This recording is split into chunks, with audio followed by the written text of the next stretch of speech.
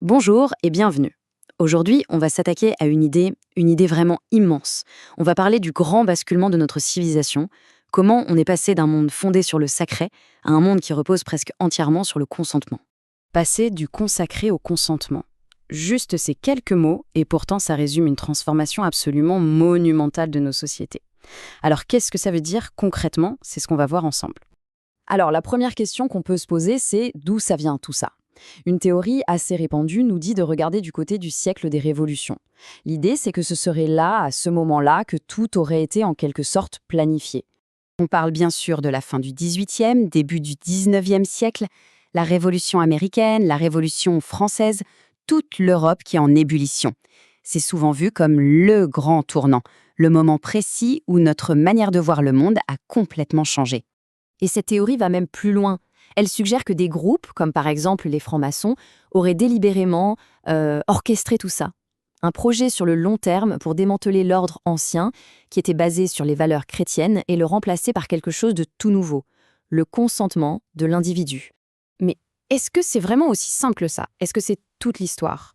Pour vraiment creuser le sujet, il faut se poser les bonnes questions. D'abord, où est le vrai point de bascule? Ensuite, quel a été le mécanisme symbolique, le déclic? Et enfin, comment une civilisation avance-t-elle à partir de là? Voilà les grandes questions qui vont nous guider. Parce qu'en réalité, la réponse est peut-être moins dans un complot ou une action délibérée que dans un changement beaucoup plus profond, une sorte de mutation souterraine de notre vision du monde, de notre perception de ce qui est réel. Et voilà le cœur du sujet. Le grand changement, c'est l'inversion de la relation entre l'individu et le lien. Avant, c'est simple. Le lien existait avant l'individu. On naissait dans une famille, une communauté, une foi. Le lien était premier.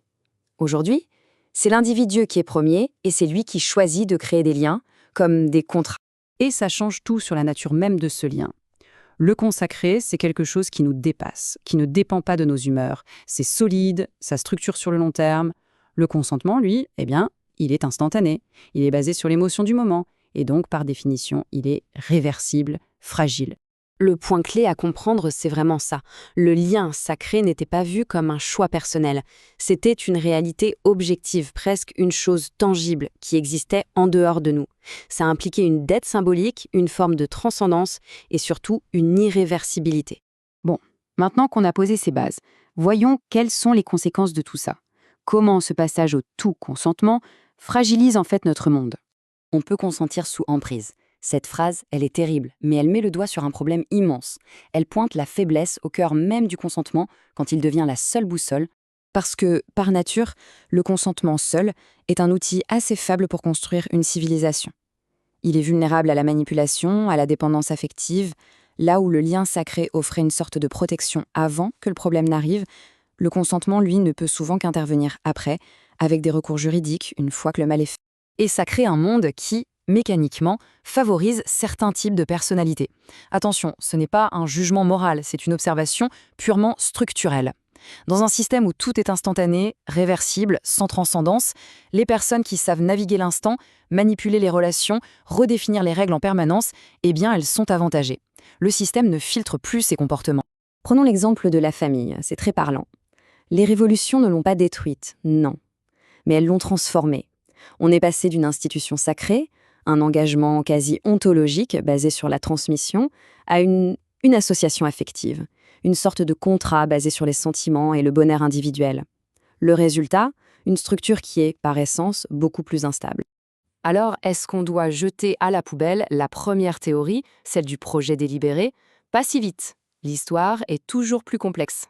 En fait, des groupes comme la franc-maçonnerie ont bien joué un rôle. Ils ont été un réseau, une sorte de matrice intellectuelle avec un projet assez clair, une critique radicale de l'ordre chrétien et la volonté de le remplacer par une morale rationnelle. Mais, et c'est là toute la nuance, ils n'ont pu réussir que parce que le terrain était déjà prêt pour ça. Et pourquoi le terrain était fertile? À cause de la perte de crédibilité morale de l'Église institutionnelle. Elle avait trop souvent trahi son propre message avec l'opulence, la sacralisation du pouvoir. La révolte, au fond, n'était pas tant contre le message du Christ que contre la manière dont il était incarné, ou plutôt trahi, par l'institution. Et c'est là qu'on touche au paradoxe central de notre histoire. L'ancien ordre avec trop de verticalité, mais sans vérité vécue, il opprimait. L'ordre moderne, lui, a trop d'horizontalité, sans transcendance, il dissout. Dans les deux cas, que ce soit par l'oppression ou la dissolution, le sujet humain se retrouve incroyablement fragile. Donc si on synthétise, on a eu une libération qui était nécessaire face à un ordre sacré devenu corrompu, mais cette libération a entraîné une désacralisation excessive de tous les liens sociaux. Et ça a créé de nouvelles formes de domination, peut-être moins visibles, mais tout aussi réelles. Bon, cette analyse historique est éclairante, mais elle nous amène à une question cruciale.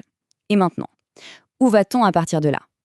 Il semble qu'il y ait en gros 3 chemins possibles qui se dessinent pour notre civilisation. La première voie, c'est l'accélération. C'est la tendance actuelle. Toujours plus de consentement, de fluidité, jusqu'à la fragmentation sociale totale. La deuxième, c'est la réaction autoritaire. Un retour en arrière brutal, forcé. Mais l'histoire nous montre que ça ne marche jamais, parce que le sacré, ça ne se décrète pas.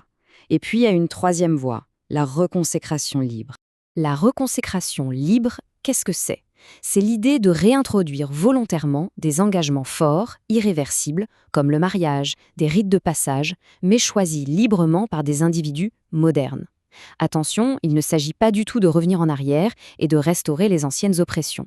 C'est un projet pour lutter contre la dissolution, tout en respectant la liberté acquise. Ce qui nous laisse avec la question finale, la plus importante peut-être. La question n'est plus de savoir qui a fait quoi dans le passé. La vraie question, c'est celle-ci. Aujourd'hui, qu'est-ce qu'une civilisation comme la nôtre peut encore choisir de consacrer, mais de le faire librement?